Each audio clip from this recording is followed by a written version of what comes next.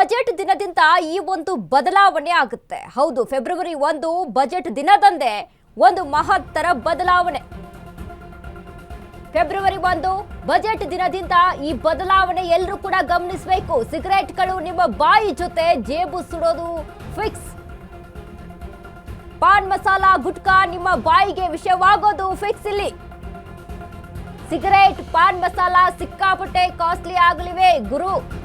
ತಂಬಾಕು ಉತ್ಪನ್ನಗಳ ಮೇಲೆ ಫೆಬ್ರವರಿ 1ರಿಂದ 40% GST. ಇದರ ಜೊತೆಗೆ ಎಕ್ಸೈಸ್ ಸುಂಕ ಕೂಡ ಇರುತ್ತೆ, ಪರಿಹಾರ ಸೆಸ್ಗಳು. ಇದರ ಪರಿಣಾಮ ಒಂದು ಸಿಗರೆಟ್ ಮೇಲೆ 5-6 ರೂಪಾಯಿ ಹೆಚ್ಚಳ ಸಾಧ್ಯತೆ ಆಗುತ್ತೆ.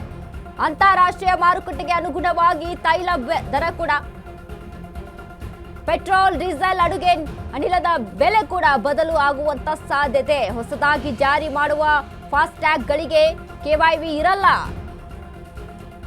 ನಾವ್ ಯುವರ್ ವೆಹಿಕಲ್ ವಿಧಾನ ರದ್ದು ಮಾಡಿದೆ ಕೇಂದ್ರ.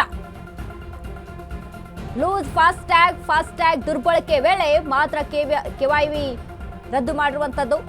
ಫೆಬ್ರವರಿ 1 ಬಜೆಟ್ ದಿನದಿಂದ ಈ ಬದಲಾವಣೆ ಆಗುತ್ತೆ, ಎಲ್ಲರೂ ಕೂಡ ಗಮನಿಸಬೇಕು.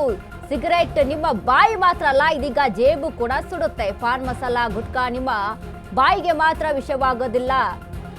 ನಿಮ್ಮ ಸಿಗರೆಟ್ ಪಾನ್ ಮಸಾಲ ಸಿಕ್ಕಾಪಟ್ಟೆ ಕಾಸ್ಟ್ಲಿ ಆಗುತ್ತೆ.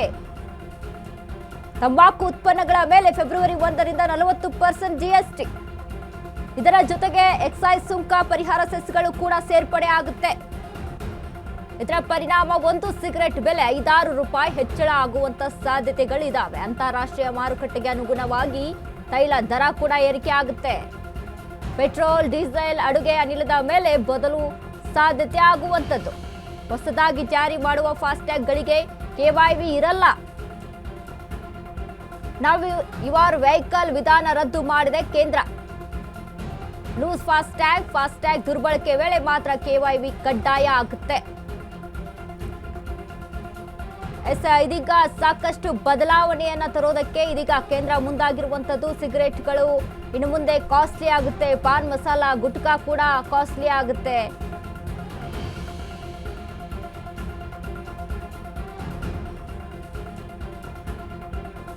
ತಂಬಾಕು ಉತ್ಪನ್ನಗಳ ಮೇಲೆ 40% GST ಪಕ್ಕಾ ಅಂತ. ಇನ್ನು ಮುಂದೆ ಜೇಬು ಸುಡೋದು ಫಿಕ್ಸ್ ಅಂತ ಹೇಳ್ಬೋದು. ಸಿಗರೆಟ್ಗಳು ನಿಮ್ಮ ಬಾಯಿ ಜೊತೆ ಜೇಬು ಕೂಡ ಸುಡುತ್ತೆ. ಇನ್ನು ಪಾನ್ ಮಸಾಲ ಗುಟ್ಕಾ ನಿಮ್ಮ ಬಾಯಿಗೆ ವಿಷಯವಾಗೋದು ಫಿಕ್ಸ್ ಅಂತ ಹೇಳಲಾಗ್ತಾ ಇದೆ. ಈಗಾಗಲೇ ಫೆಬ್ರವರಿ 1ರಿಂದ ಬಜೆಟ್ ದಿನದಿಂದ ಈ ಬದಲಾವಣೆ ಆಗುತ್ತೆ ಅನ್ನುವಂಥದ್ದನ್ನ ಎಲ್ಲರೂ ಕೂಡ ಗಮನಿಸಬೇಕು. ಯಾರ್ಯಾರೆಲ್ಲ ಈ ಪಾನ್ ಮಸಾಲ ತಿನ್ನೋರು, ಗುಟ್ಕಾ ತಿನ್ನೋರು, ಸಿಗರೆಟ್ ಸೇವನೆ ಎಲ್ಲ ಇರುವಂಥವ್ರು ಯಾರಿದ್ರೆ ಎಲ್ಲರೂ ಕೂಡ ಇತ್ತ ಗಮನಿಸಬೇಕಾದಂಥ ವಿಚಾರ ಇದು. ಯಾಕಂದರೆ ಇನ್ನು ಮುಂದೆ 40% GST ಹಾಕೋದು ಫಿಕ್ಸ್ ಅಂತ ಹೇಳಲಾಗ್ತಾ ಇದೆ. ಒಂದು ಸಿಗರೆಟ್ಗೆ 5 ರೂಪಾಯಿವರೆಗೂ ಹೆಚ್ಚಳ ಆಗುತ್ತೆ ಅನ್ನುವಂಥದ್ದು ಇಲ್ಲಿ ಕಾಣಿಸ್ತಾ ಇದೆ.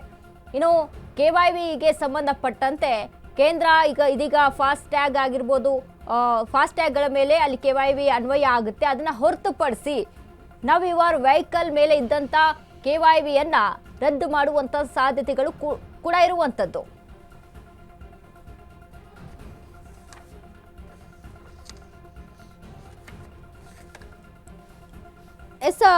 ಈಗ ಇದೆಲ್ಲ ಗಮನಿಸಬೇಕಾದಂಥ ವಿಚಾರ. ಯಾಕಂದ್ರೆ ಎಲ್ಲದ್ರ ಮೇಲೆ ಕೂಡ ಈಗ GSTಯನ್ನು ಹೇರಲಾಗ್ತಾ ಇದೆ. ಪ್ರತಿಯೊಂದು ಚಿಕ್ಕ ಒಂದು ಪೆನ್ ತೆಗೆದುಕೊಳ್ಬೇಕು ಅಂತ ಒಂದು ಮಗು ಅಂತ ಅಂದ್ರು ಅಲ್ಲೂ ಕೂಡ GST ಟ್ಯಾಕ್ಸ್.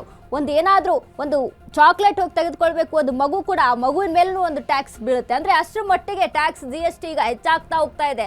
ಅದರಂತೆ ಈ ಸಿಗರೇಟ್, ಪಾನ್ ಮಸಾಲ ಇವುಗಳ ಮೇಲೆ ಕೂಡ ಇದೀಗ GST ವಿಚಾರಕ್ಕೆ ಸಂಬಂಧಪಟ್ಟಂತೆ 40% ಇಲ್ಲಿ ಏರಿಕೆ ಆಗುವಂಥ ಸಾಧ್ಯತೆಗಳು ಇರುವಂಥದ್ದು.